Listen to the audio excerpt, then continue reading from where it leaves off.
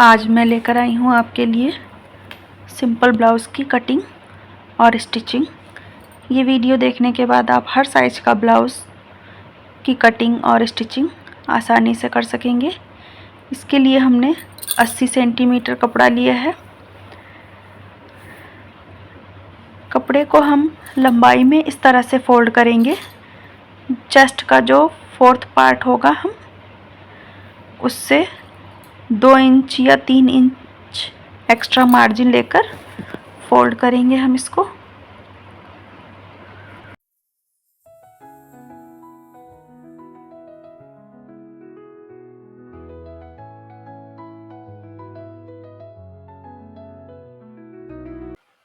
यहाँ पर मैं 38 चेस्ट साइज का ब्लाउज बना रही हूँ, इसलिए मैंने 12 इंच रखा है। सबसे पहले हम पीछे का पार्ट कट करेंगे। ब्लाउज की रेडी लंबाई हमें 14 इंच चाहिए, तो हम तुरपाई और सिलाई मार्जिन ऐड करेंगे 2 इंच। यहाँ पर मैंने 16 इंच की लंबाई का निशान लगाया है और शोल्डर मैं 5.5 इंच ले रही हूँ। पीछे का गला जब भी 6 इंच से बड़ा होगा तो हम शोल्डर 5.5 इंच रखेंगे। आर्म होल भी मैंने 5.5 इंच रखा है। यहाँ पर हम 1.5 इंच की गोलाई देंगे। कर्व स्केल से इस तरह से शेप दे देंगे आर्म होल का। इसके बाद हमने फिटिंग का निशान लगाना है। यहाँ पर मैंने 2.5 इंच मार्जिन रखा है, आप 3 इंच भी रख सकते हैं।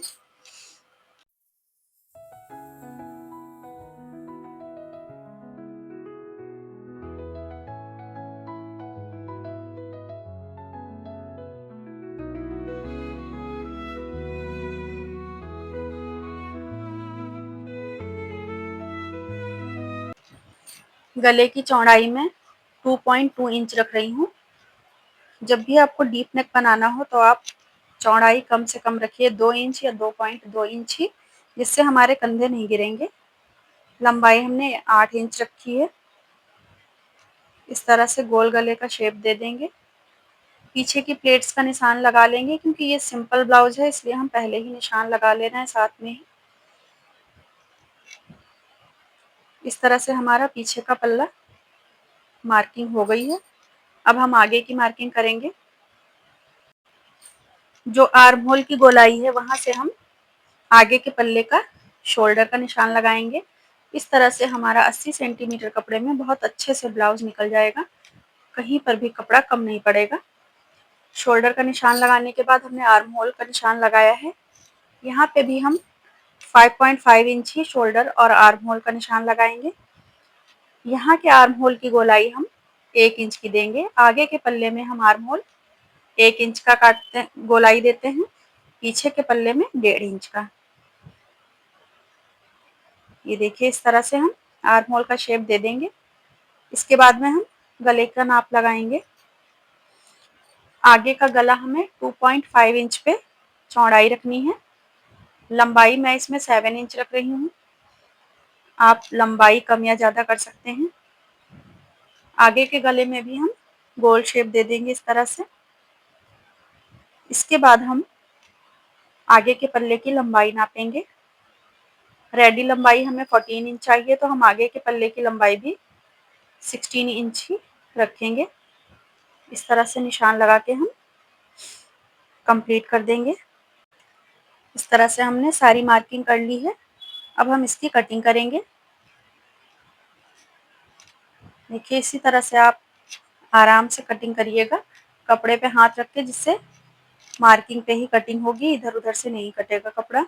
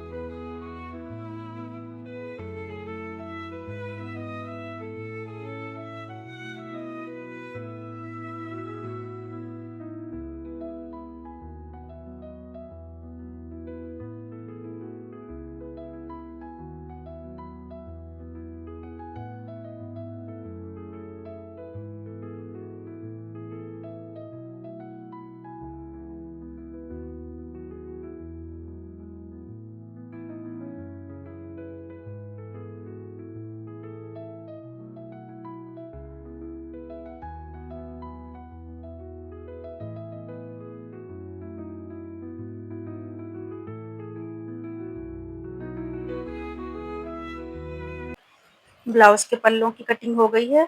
ये देखिए, ये जो पट्टी निकली थी इससे हम आई हुक वाली पट्टी जो शोल्डर पे लगाते हैं वो कट कर लेंगे। इसके बाद में हम जो ब्लाउज में 2 पट्टियां लगाते हैं दोनों साइड में, एक आई के लिए और एक हुक के लिए, वो भी कट कर लेंगे। जिस साइड हम आई लगाते हैं उधर के लिए हमें 3 इंच की पट्टी कट करनी है और हुक वाली साइड के लिए हमें 2 इंच की पट्टी कट कर लेनी है। इस तरह से देखिए दोनों पट्टियां कट कर ली हैं हमने। अब हम स्लीव्स की कटिंग करेंगे। स्लीव्स की कटिंग करने के लिए देखिए हमें कपड़ा 4 फोल्ड में रखना है। इसकी चौड़ाई हम बंद हिस्से अपनी तरफ रखेंगे और खुले हिस्से सामने की तरफ रखने हैं। ये कपड़ा 4 फोल्ड में है।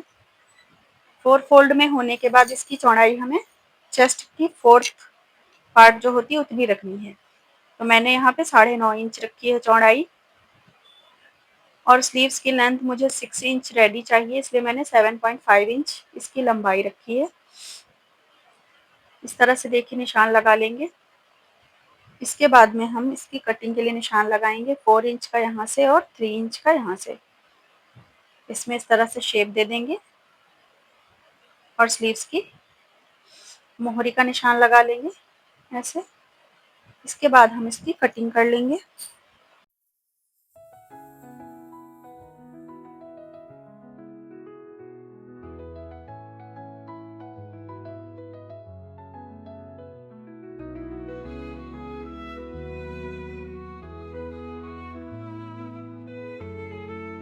थोड़ा सा कपड़ा कम था इसलिए हम यहाँ पे जॉइंट लगा रहे हैं इस तरीके से। उसी शेप में हम कट कर लेंगे। अब ये जो हमने जॉइंट लगाया है इसको सिलने के बाद ही हम आगे वाला कट लगाएंगे। ये देखिए हमें गला बनाने के लिए और एक पट्टी की ज़रूरत होगी, वो हम इस तरह से कट कर लेंगे। 1.5 इंच की हमें और एक पट्टियाँ कट करनी है। इससे हम गले की पाइपिंग बनाएंगे। अब हम इसकी सिलाई करेंगे। देखिए अब हमने सारी कटिंग कर ली है, अब हमें कुछ भी कटिंग नहीं करने की ज़रूरत पड़ेगी।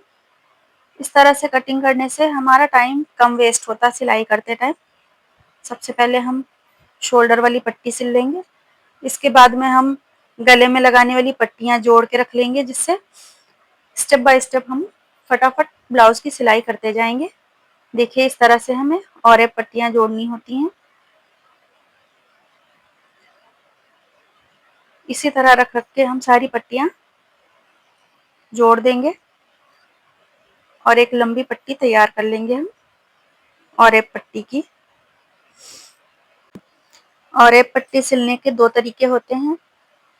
एक तो सिंपल जो अभी मैंने आपको करके दिखाया था। दूसरा तरीका ये है कि हम दोनों पट्टियां सिंपल सी कटिंग करेंगे, सीधी सीधी सी, और उनको एक दूसरे पे इस तरह से रखेंगे। देखिए ऐसे बराबर की पट्टियां हैं, इनको हम ट्रायंगल में न रख के इस तरह रखेंगे और इस तरह से सिलाई चला देंगे।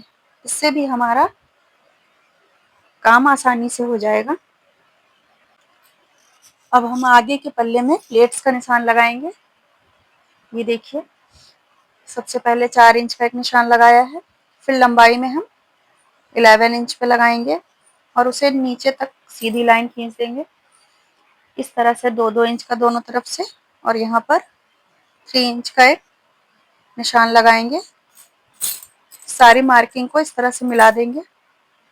उसके बाद में हम बीच में इस तरह से गोलाई का शेप चेक करने के लिए देंगे। इससे हमें पता चलेगा कि हमने प्लेट्स का निशान सही लगाया है या नहीं। अगर ये शेप आपका सही गोलाई में बनकर आ रहा है, इसका मतलब ये है कि हमने सही प्लेट्स का निशान लगाया है। इसके बाद में हम इसे इस तरह से रख के दूसरे पल्ले पे भी थोड़ा प्रेशर देके छाप देंगे। ये देखिए जिससे दोनों पल्ले पे हमारे सेम मार्किंग हो जाएगी। अब हमें प्लेट्स पर सिलाई चलानी है।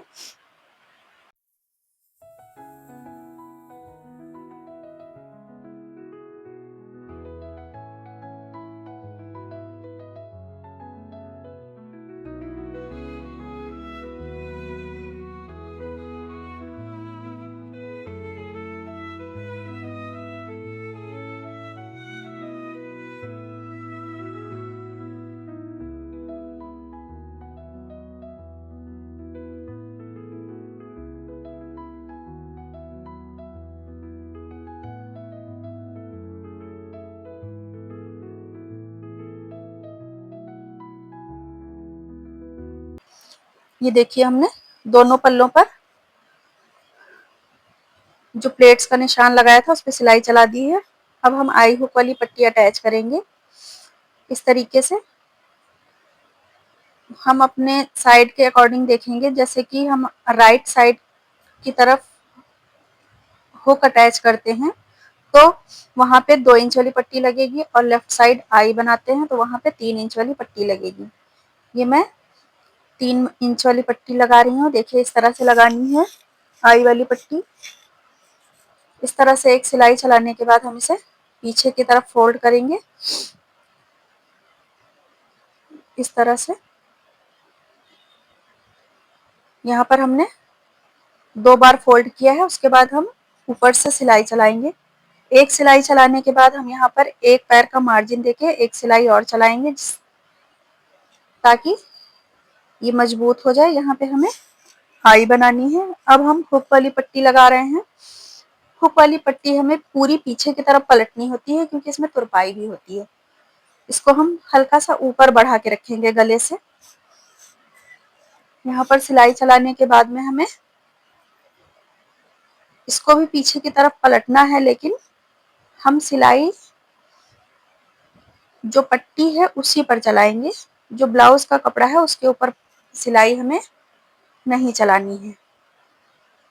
पट्टी को इस तरह से खोल के सिर्फ एक फोल्ड लगाना है और उसके बाद हमें पट्टी पर ही सिलाई चलानी है आगे से। इस तरह से हमें सिलाई चलानी है ताकि वो पीछे फोल्ड हो जाए, सामने की तरफ ना दिखे। ठीक है,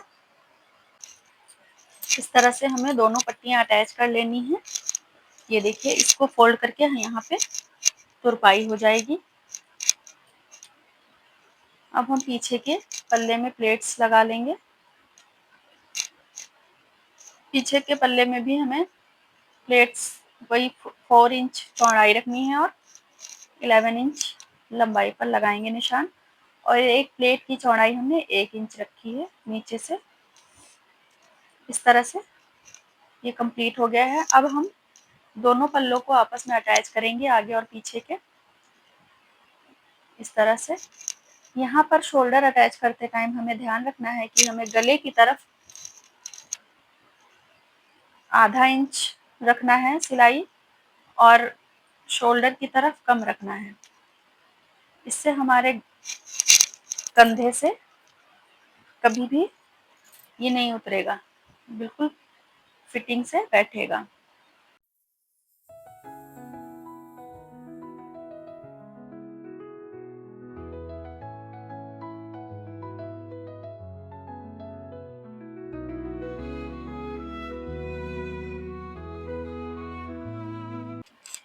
अब हमने गले के लिए जो पट्टी तैयार करके रखी थी वो गले पे लगाना है।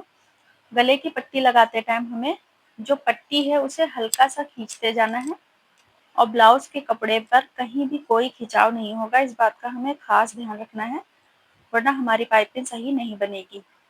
ये देखिए इस तरह से हमें हल्का सा सिर्फ पट्टी को खींचना है, गले को बिल्कुल भी नहीं खींचना है। इसी तरह से हम गले में एक सिलाई कंप्लीट करेंगे। पूरी पट्टी लगाते टाइम हमें ये ध्यान रखना है कि हम हल्का सा पट्टी को खींचते रहेंगे, गले को नहीं खींचना है बिल्कुल भी। ठीक है,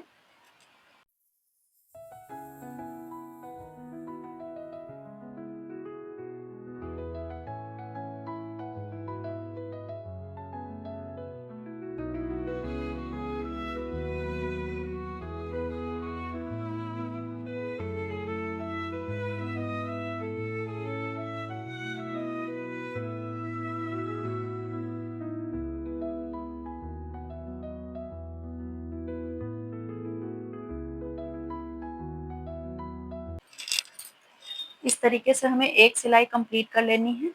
इसके बाद में हम एक सिलाई और चलाएंगे इस तरह से कपड़े को फोल्ड करके।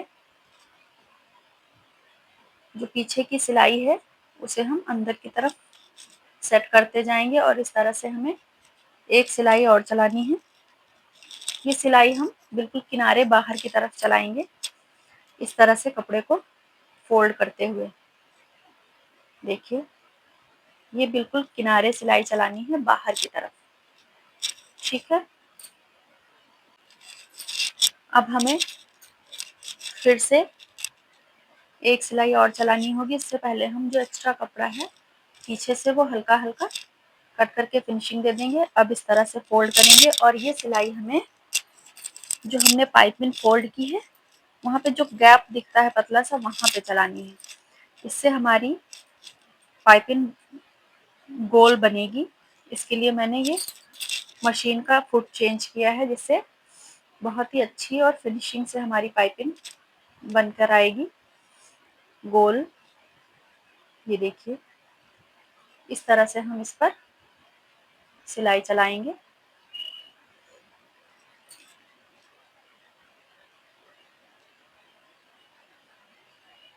अच्छे से इसको पीछे की तरफ फोल्ड करते हुए हम सिलाई चलाते जाएंगे।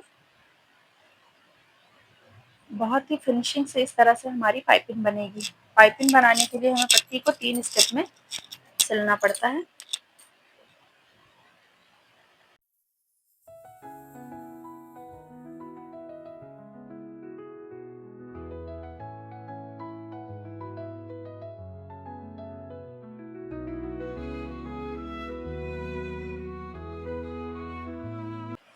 ये देखिए फ्रेंड्स, कितनी अच्छी पाइपिंग बनी है। पीछे से भी बिल्कुल फिनिशिंग से रहती है ये पाइपिंग। अब हम स्लीव्स तैयार कर लेंगे। देखिए, हमने स्लीव्स में जो जॉइंट कट किया था उसे किस तरह अटैच करते हैं। इस तरह से देखिए हम निशान लगा लेंगे कि पीछे के साइड, उल्टी साइड हमारी कौन सी है। उसमें हम इस तरह से पट्टी रखेंगे दोनों तरफ और उस पर सिलाई चला देंगे। दोनों पट्टियों पर एक एक बार सिलाई चलाने के बाद में हम एक टॉप स्टिच भी चला देंगे ऊपर से।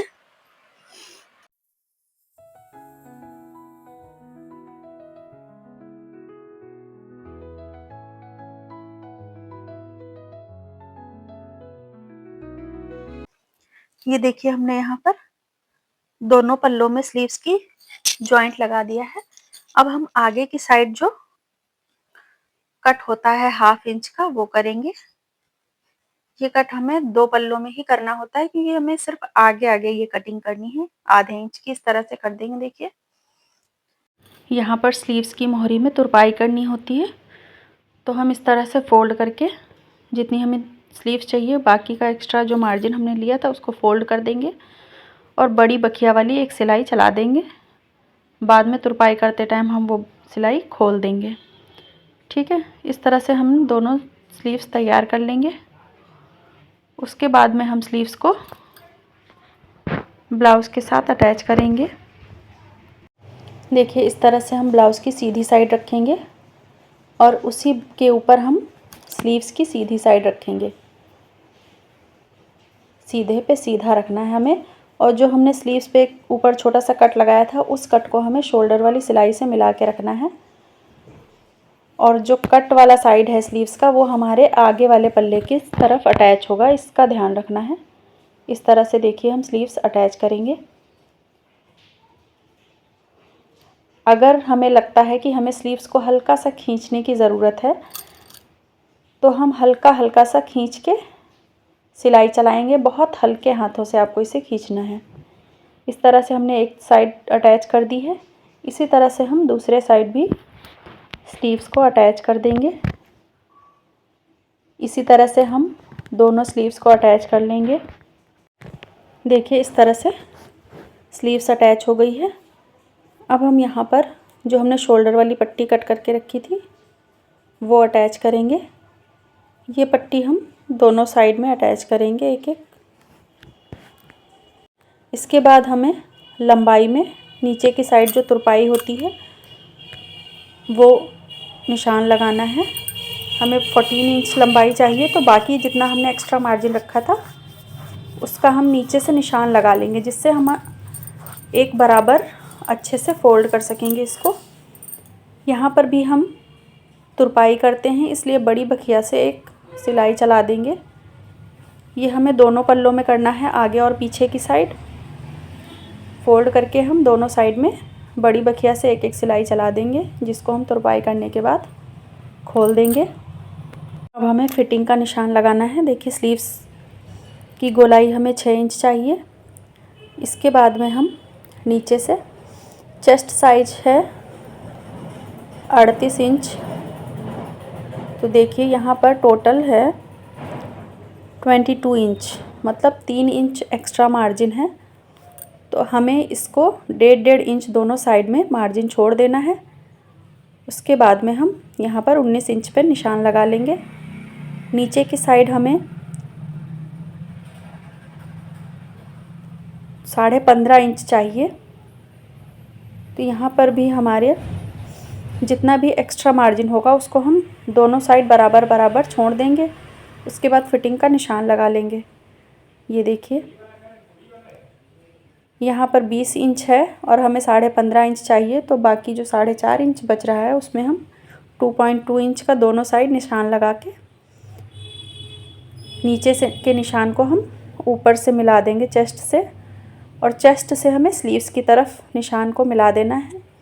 इसके बाद जो हमने निशान लगाया है इसी पर सिलाई चलाते जाना है सीधे। बस फिटिंग का निशान लगाने के बाद हमारा ब्लाउज़ बनकर तैयार हो जाएगा। इस तरह से हम सिलाई चला देंगे। यहाँ पर दोनों साइड में हमें फिटिंग की सिलाई चलानी है। फिटिंग की सिलाई पर हम 2 बार सिलाई चलाते हैं जिससे मजबूती आ जाएगी। इस तरह से निशान लगाने के बाद अब हम सीधा करके एक बार मेज़रमेंट चेक कर लेंगे कि हमने सही से सिलाई चलाई है, फिटिंग बिल्कुल परफेक्ट है या नहीं। अगर आपको कोई भी चीज़ समझ में ना आई हो तो आप लोग कमेंट करके पूछ सकते हैं। ये देखिए यहाँ पर हमें आई हुक बनानी है। इधर आई बनाएंगे और इधर साइड हम हुक लगा लेंगे। Thank you for watching. Video useful लगा हो तो प्लीज़ मेरे चैनल को लाइक शेयर एंड सब्सक्राइब करें।